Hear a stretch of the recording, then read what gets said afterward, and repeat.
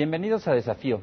Vamos a platicar con el doctor José Luis de la Cruz, director del Centro de Investigación en Economía y Negocios del Tecnológico de Monterrey, Campus Estado de México. Y con él vamos a hablar de la propuesta de programa económico para 2012. Doctor de la Cruz, gracias por estar aquí. Gracias por la invitación. Al contrario, ¿qué es lo que propone el presupuesto que ha hecho llegar el Ejecutivo al Congreso para el próximo año? En primera instancia es un presupuesto optimista, ve crecimiento económico tanto para el resto del 2011 como para el 2012, es decir, está previendo que la desaceleración económica que se ve en Estados Unidos y en todo el mundo, aún en México, digamos, tendrá efectos marginales sobre la economía.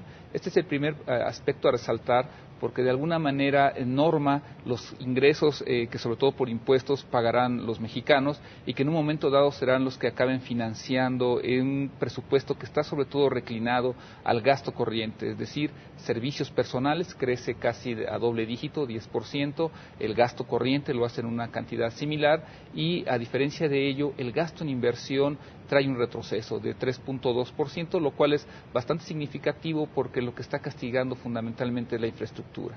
¿Cómo entender entonces que crece el gasto corriente, que básicamente es para el pago de la burocracia, pero se reduce el gasto de inversión en un año que es, digamos, no solamente es el último año de gobierno, sino también es un año pues electoral que tiene muchas implicaciones en términos presupuestales?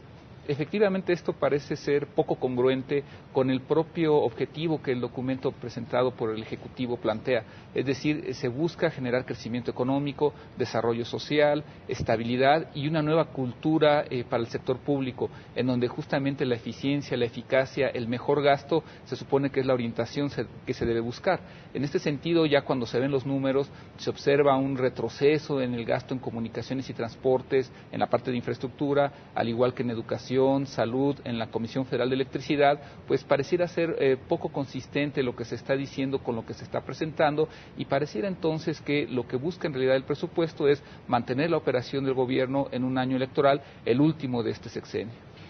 ¿Podríamos decir que este presupuesto alcanza para tener un crecimiento de 3.5% como lo dicen las autoridades?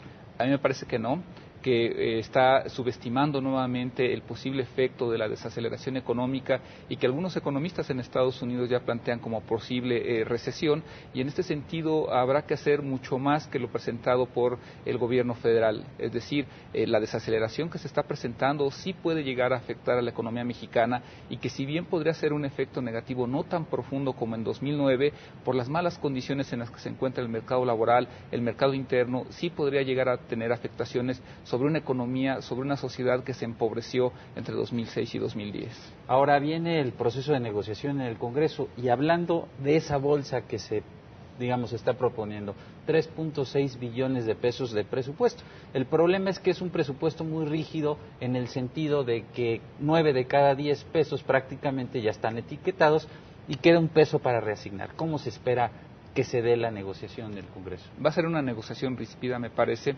porque a pesar de que los recursos que se van a estar negociando, alrededor de 100,000 millones de pesos, que en realidad, bueno, para el mexicano común eso es mucho, pero a nivel presupuestal es una cantidad bastante inferior, propiamente estos son muy importantes, sobre todo a la hora de presupuestar carreteras en la parte rural, que es a lo que los estados, a los gobernadores les interesa mucho porque es obra pública que les da relumbre, y en este sentido me parece que será una negociación ríspida en donde los estados buscarán tener una mayor participación de esta bolsa que queda excedente, pero en donde me parece el gobierno federal ha planteado una estrategia que es similar a la de los últimos 3 años.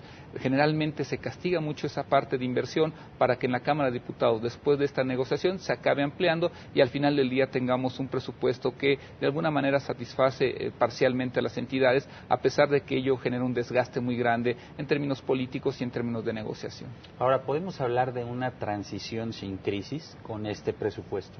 Me parece que eso va a depender más que de otra cosa de Estados Unidos. Básicamente con este presupuesto y las condiciones del mercado económico mexicano no sería posible evitar una crisis, salvo que en Estados Unidos se mantenga una política económica que logre que esta desaceleración no se traduzca en un problema más grave. Quizás no una crisis financiera, una crisis económica de grandes magnitudes, pero sí una crisis de empleo que el país pues viene padeciendo ya de años, ¿no? Y una crisis también de pobreza. Me parece que justamente ese es el punto esencial.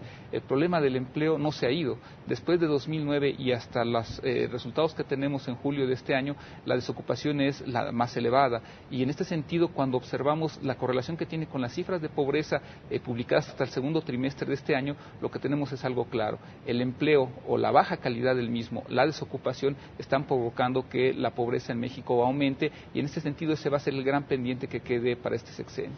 Digamos que ese sería el tema pendiente del presupuesto, que no atiende específicamente el tema del empleo ni el tema de la pobreza.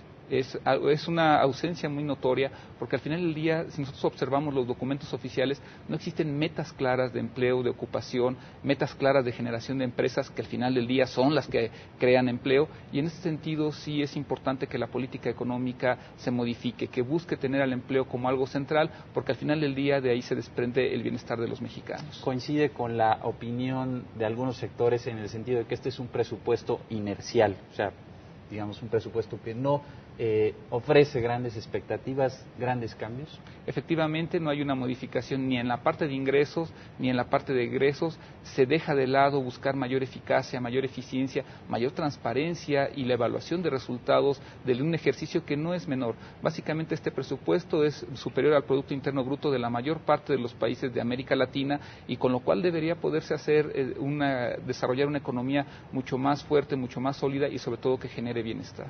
Pues muchas gracias. Vamos a ver ya la negociación en los próximos días. Por lo pronto le agradecemos su presencia aquí en Desafío. Gracias.